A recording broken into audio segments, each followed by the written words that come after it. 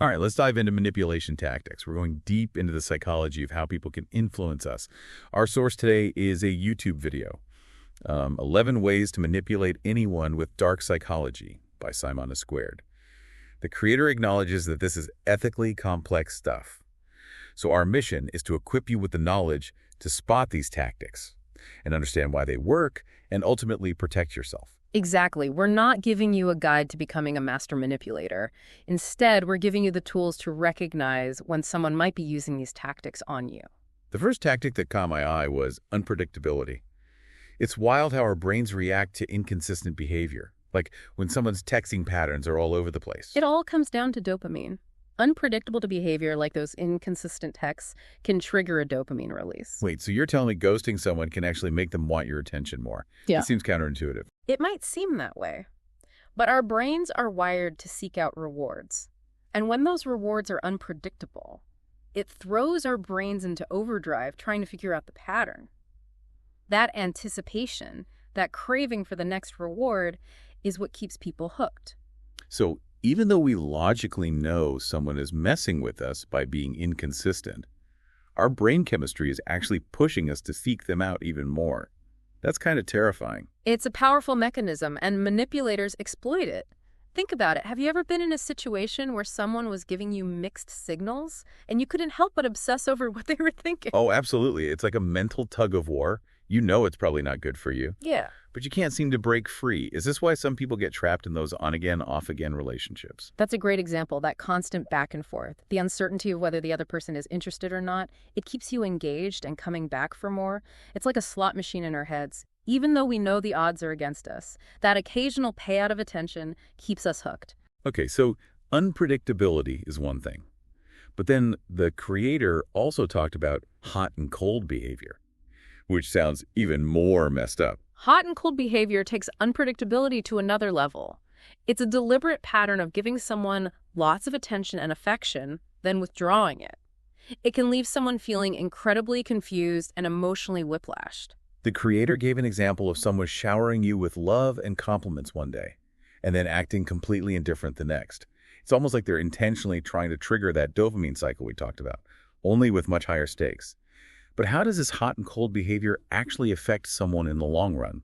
This kind of emotional roller coaster can actually lead to a trauma bond, because the person experiencing this unpredictable behavior is constantly craving validation and affection.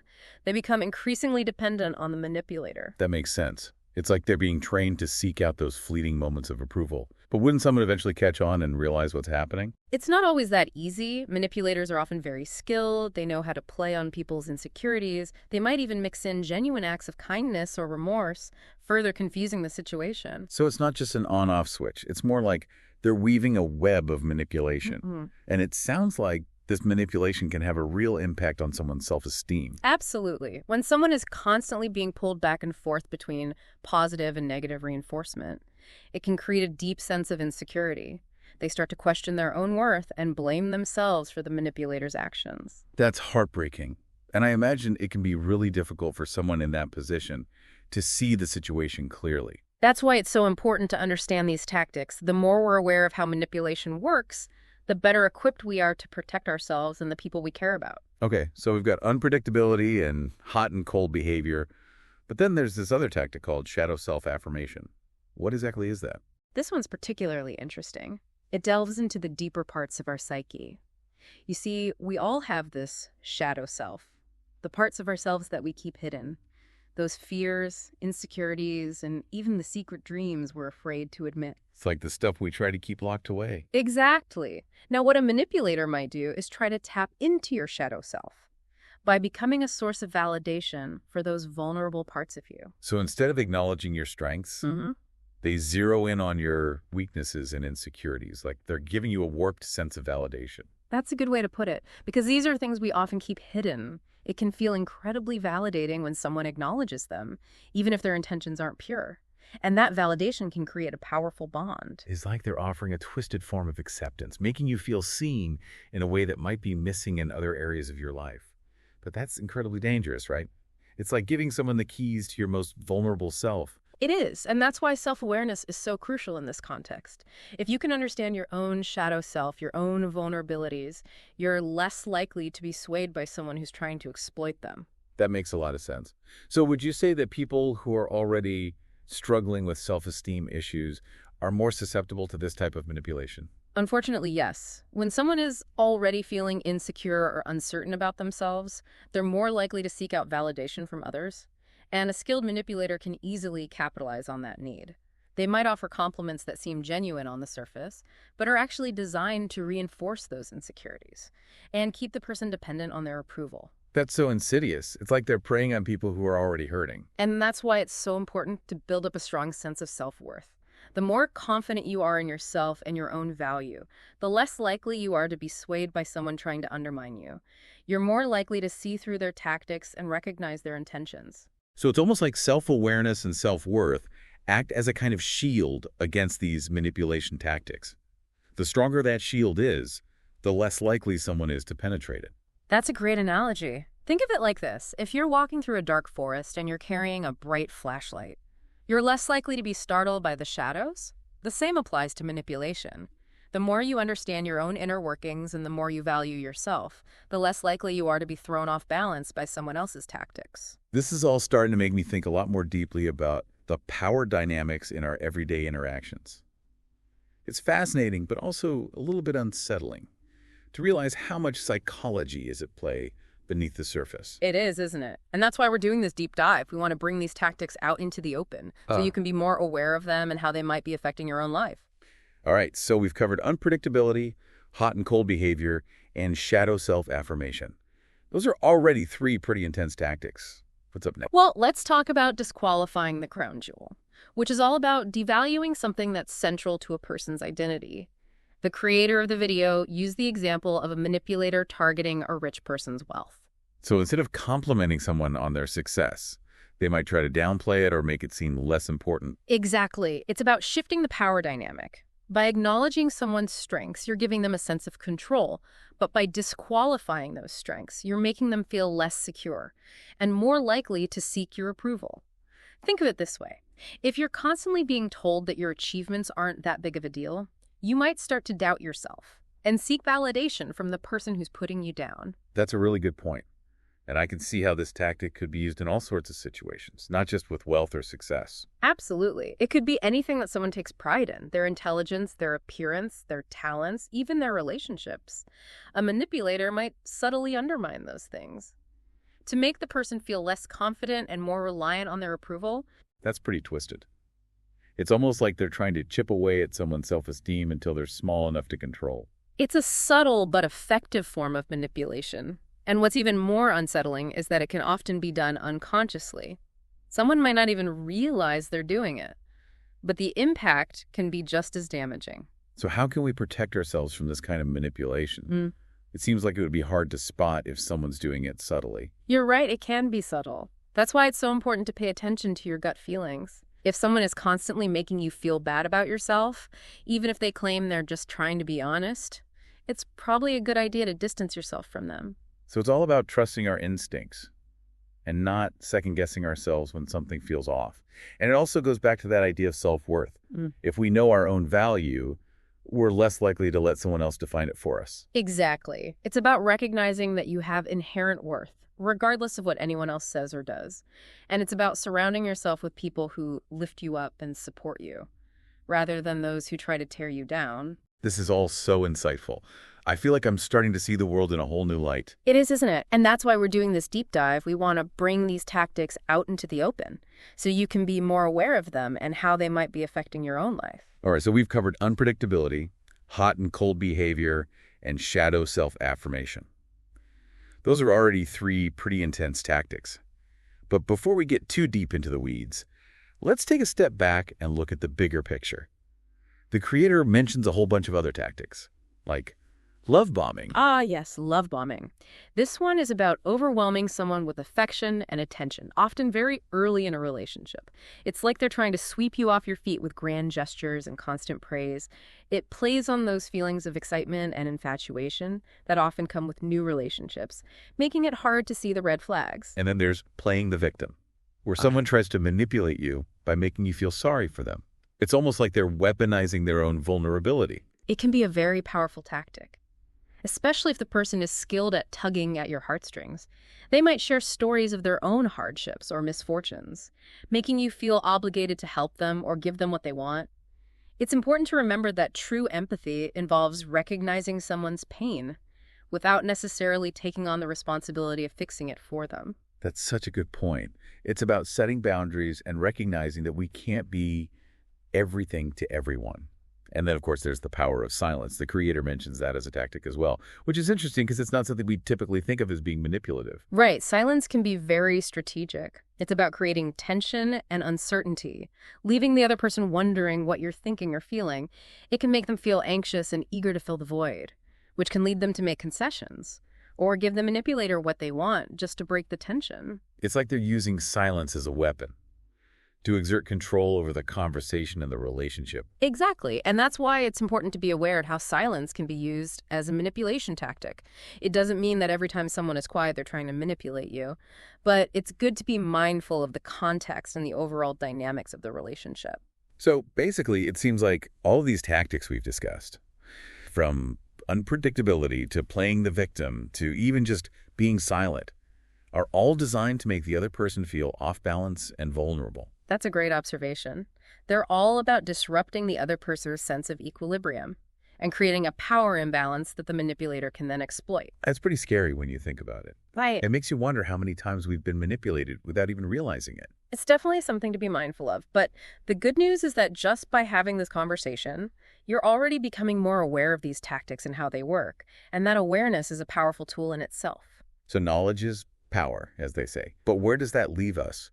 If manipulators are out there using these tactics, how do we actually protect ourselves? Well, the creator of the video emphasized that self-awareness and a strong sense of self-worth are your best defenses against manipulation. That makes sense. So the more confident we are in ourselves and our own value, the less likely we are to fall prey to these tactics. That's the key. Understanding your own psychological triggers, your own vulnerabilities, can prevent you from getting caught in these manipulative webs. It's about knowing what makes you tick, what your weaknesses are, and then actively working to build up your resilience in those areas. It's like having an internal alarm system. That goes off when someone starts using these tactics on you. The more you understand your own patterns and reactions, the better equipped you are to spot manipulation and walk away. It's about creating a strong internal foundation so that you're not easily swayed by external forces. But how do we actually go about building that foundation? How do we cultivate that kind of resilience, that strong sense of self-worth? Sounds like a long process. You're right, it's definitely a journey, not a quick fix. But there are steps you can take to start building that resilience. It's like working a muscle. The more you exercise it, the stronger it becomes. Just where do we even begin? What are some practical things we can do to start strengthening that self-worth muscle? Well, one of the most important things is to practice mindfulness. Pay attention to your thoughts, feelings, and bodily sensations. The more aware you are of your internal state, the better you'll be able to recognize when something feels off. So it's about tuning into our own inner compass and trusting our gut instincts when something feels out of alignment. But how do we actually do that? It's not like we can just flip a switch and suddenly become mindful. You're right, it takes practice. But even just starting with a few minutes each day of focused attention can make a big difference.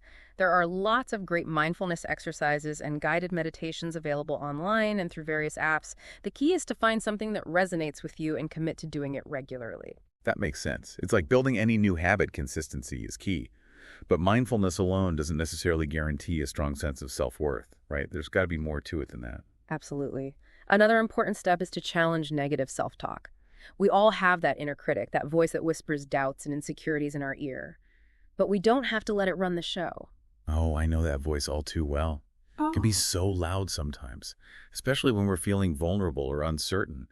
But how do we actually silence that inner critic? It feels like it's been with me my whole life. It's about becoming aware of those negative thought patterns and then consciously choosing to replace them with more positive and empowering ones.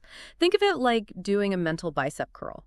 Every time you catch yourself falling into a negative thought spiral, you're doing a mental rep by consciously choosing a more empowering perspective. So it's about retraining our brains to focus on the positive, rather than getting bogged down by the negative. But what if those negative thoughts are rooted in real experiences or challenges? How do we address those while still maintaining a positive outlook? That's a great question. And it's important to acknowledge that positive thinking doesn't mean ignoring or denying our struggles. It's about approaching those challenges with a growth mindset, believing that we have the capacity to learn and grow from them. It's about focusing on our strengths and the things we can control, rather than dwelling on the things we can't. So it's about finding that balance between acknowledging the reality of our situation while still choosing to focus on the positive aspects and the possibilities for growth. Exactly. And that's where resilience comes in. It's about being able to bounce back from setbacks and challenges, knowing that you have the strength and resourcefulness to overcome them. That makes a lot of sense. But building resilience takes time and effort, right? It's not something that happens overnight. You're absolutely right. It's a continuous process, and there will be times when you feel discouraged or like you're not making progress. But it's important to be patient with yourself and to celebrate the small victories along the way. Remember, every time you choose a positive thought over a negative one, every time you face a challenge with courage and determination, you're strengthening that resilience muscle. That's encouraging. It makes it feel more attainable, knowing that it's a journey with ups and downs, not just a destination. But is there anything else we can do to support that journey? Any practical tools or techniques that can help us along the way? Absolutely. And one of the most powerful tools you have at your disposal is the ability to set boundaries. Boundaries. That's interesting. How do boundaries relate to self-worth and resilience? Think of boundaries as your personal shield, protecting your emotional well-being. They're about knowing what you're willing to tolerate and what you're not, and communicating those limits to others. When you set clear boundaries, you're essentially saying, I respect myself, and I expect you to respect me too. That makes a lot of sense. But setting boundaries can be really hard, especially when it comes to people we care about. I hear you. It can be uncomfortable, especially if you're used to people-pleasing or putting others' needs before your own. But it's crucial for protecting your emotional energy and maintaining a healthy sense of self. So how do we actually go about setting boundaries? Where do we even start? It starts with identifying your own needs and limits. What are the things that are non-negotiable for you? What are the behaviors that you find unacceptable? Once you have a clear understanding of your own boundaries, you can start communicating them to others. And that communication piece can be tricky, right? Yeah. How do we do it in a way that's assertive but not aggressive? You're right, it's a delicate balance. It's about being clear and direct without being accusatory or judgmental. You can use I statements to express your feelings and needs. For example, I feel uncomfortable when you speak to me that way, or I need some space right now. That's a good tip. And what about when people push back or try to cross those boundaries? How do we hold firm and not cave in? That's where consistency is key. It's about reinforcing those boundaries every time they're tested. It might feel uncomfortable at first, but the more you practice, the easier it will become. And remember, you're not obligated to explain or justify your boundaries to anyone. So it's about owning our needs and standing firm in our convictions, even when it's difficult. Exactly. And the more you practice setting and enforcing boundaries, the more you'll attract people into your life who respect those boundaries. It's like you're creating a filter that allows only healthy and supportive relationships to pass through. That's a really powerful image. It's almost like we're creating a force field of self-respect that repels negativity and attracts positivity. I love that analogy. And that's exactly the kind of mindset shift we're talking about. It's about recognizing your own worth and creating a life that reflects that worth. Okay, so we've talked about mindfulness, challenging negative self-talk, and setting boundaries. Are there any other tools or strategies that can help us cultivate a strong sense of self-worth and resilience? Absolutely. Another important aspect is self-care. This means prioritizing your physical, emotional, and mental well-being. Self-care, that sounds a bit indulgent. How does that fit into the whole self-worth and resilience equation? It's not about being indulgent. It's about recognizing that you are worthy of care and attention. When you take care of yourself, you're sending a message to yourself and to the world that you matter. And that, in turn, boosts your self-esteem and resilience. So it's not selfish to prioritize our own well-being. Not at all. It's actually essential. Think of it like putting on your own oxygen mask before assisting others on a plane. You can't pour from an empty cup. That's a great way to put it. So what does self-care actually look like in practice? Is it all bubble baths and face masks? It can definitely include those things if that's what brings you joy and relaxation. But self-care is really about anything that nourishes your mind, body, and soul. It could be getting enough sleep, eating healthy foods, moving your body, spending time in nature, engaging in hobbies you love, connecting with loved ones, or simply taking some time for yourself to relax and recharge. So it's really about finding what brings us joy and makes us feel good, and then making those things a priority in our lives. Exactly. And it's about being intentional about carving out time for ourselves, even if it's just for a few minutes each day. It's about making ourselves a priority, not an afterthought. This is all making me realize that self-worth and resilience are really about so much more than just thinking positive thoughts. It's about taking action, setting boundaries, and actively nurturing our own well-being. You're absolutely right. It's about creating a life that supports and nourishes your authentic self. And that's a powerful message to send, both to ourselves and to the world. It is. And the more we embrace that message, the less power those manipulation tactics have over us. We become like Teflon, letting those negative influences slide right off. Okay, so we've covered a lot of ground here. From mindfulness to boundaries to self-care, it's a lot to take in, but it's all incredibly valuable. But I'm curious, is there anything else we can do to further strengthen our resilience against manipulation? Anything that can help us take our self-worth and self-awareness to the next level? That's a great question.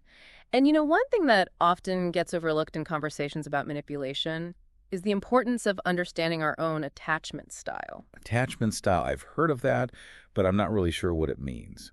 How does that tie into manipulation? Our attachment style is essentially the way we relate to others in close relationships.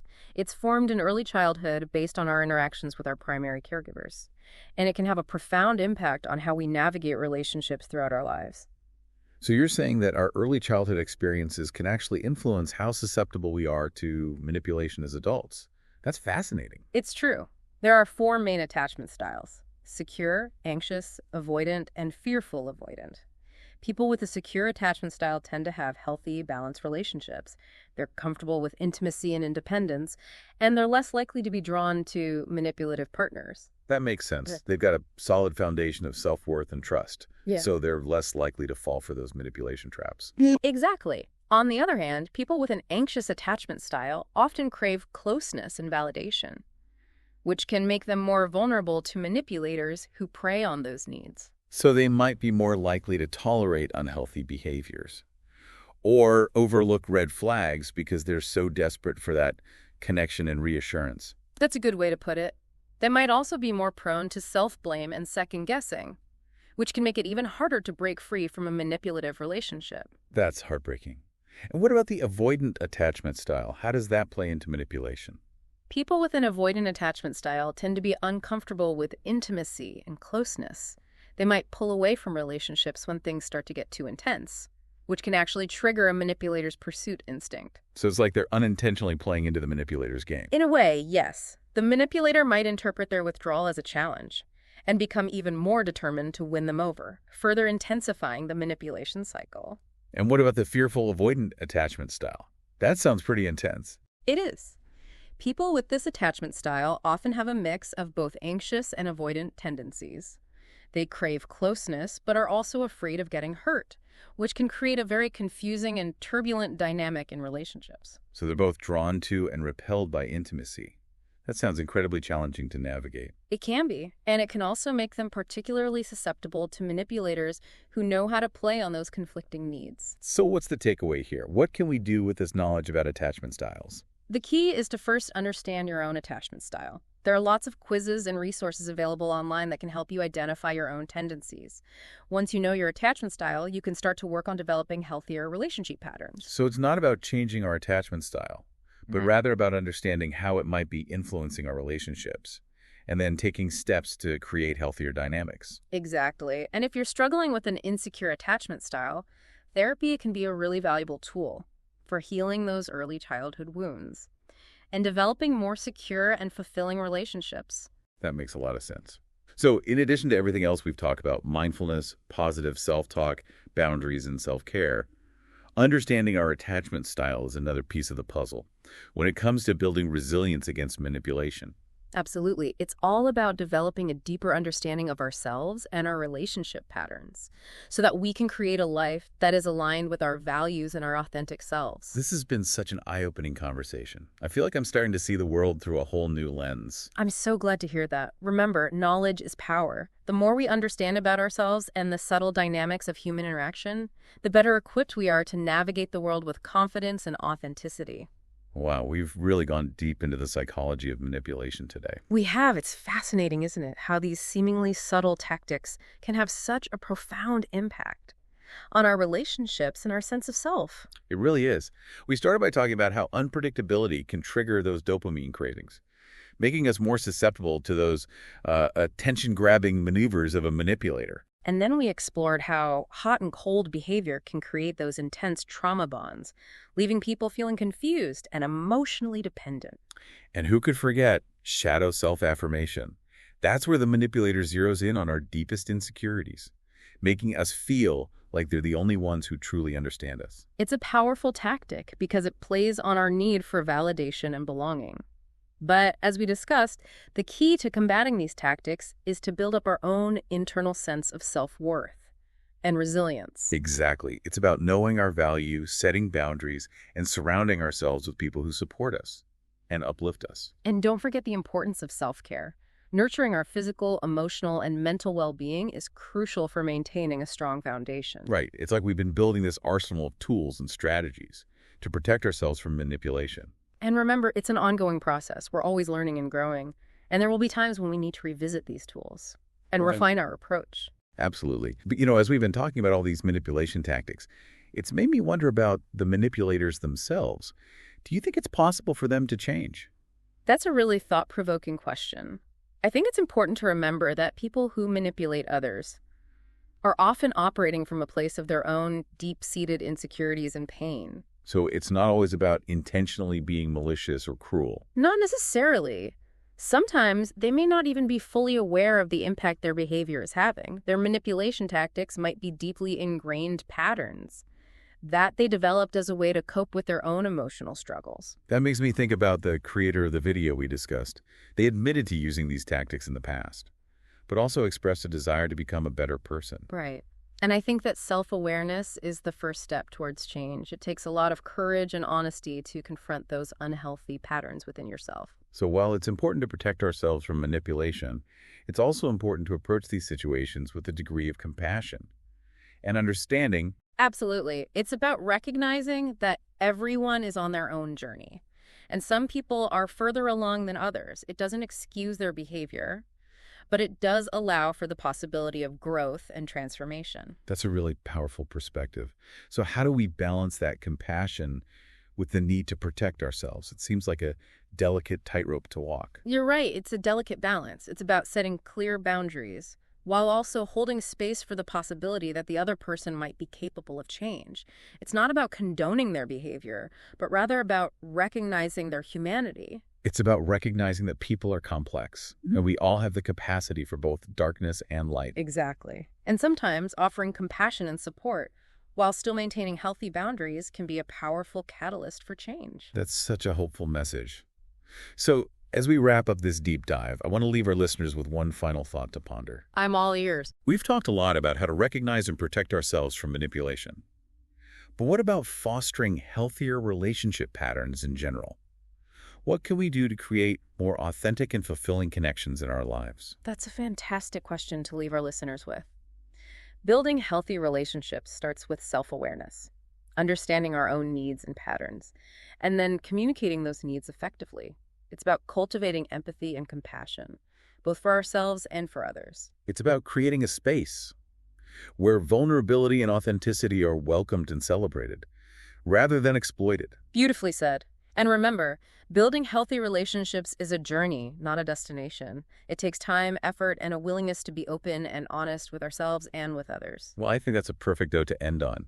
I hope this deep dive has left you feeling empowered and informed. And remember, you have the power to create the kind of relationships you deserve. Trust your instincts, set boundaries, and never stop learning and growing. Thanks for joining us on this fascinating journey. Until next time, keep exploring, keep learning, and keep diving deep. And it can also make them particularly susceptible to manipulators who know how to play on those conflicting needs. So what's the takeaway here? What can we do with this knowledge about attachment styles? The key is to first understand your own attachment style. There are lots of quizzes and resources available online that can help you identify your own tendencies. Once you know your attachment style, you can start to work on developing healthier relationship patterns. So it's not about changing our attachment style, but rather about understanding how it might be influencing our relationships, and then taking steps to create healthier dynamics. Exactly. And if you're struggling with an insecure attachment style, therapy can be a really valuable tool for healing those early childhood wounds and developing more secure and fulfilling relationships. That makes a lot of sense. So in addition to everything else we've talked about, mindfulness, positive self-talk, boundaries, and self-care, understanding our attachment style is another piece of the puzzle. When it comes to building resilience against manipulation, Absolutely. It's all about developing a deeper understanding of ourselves and our relationship patterns so that we can create a life that is aligned with our values and our authentic selves. this has been such an eye-opening conversation. I feel like I'm starting to see the world through a whole new lens. I'm so glad to hear that. Remember, knowledge is power. The more we understand about ourselves and the subtle dynamics of human interaction, the better equipped we are to navigate the world with confidence and authenticity. I think that about wraps it up for this deep dive. Mm. I hope you found this exploration of manipulation tactics as fascinating as I did. Remember, the more we understand about these subtle psychological maneuvers, the better equipped we are to protect ourselves and foster healthier relationships. Until next time, stay curious, stay informed, and keep diving deep.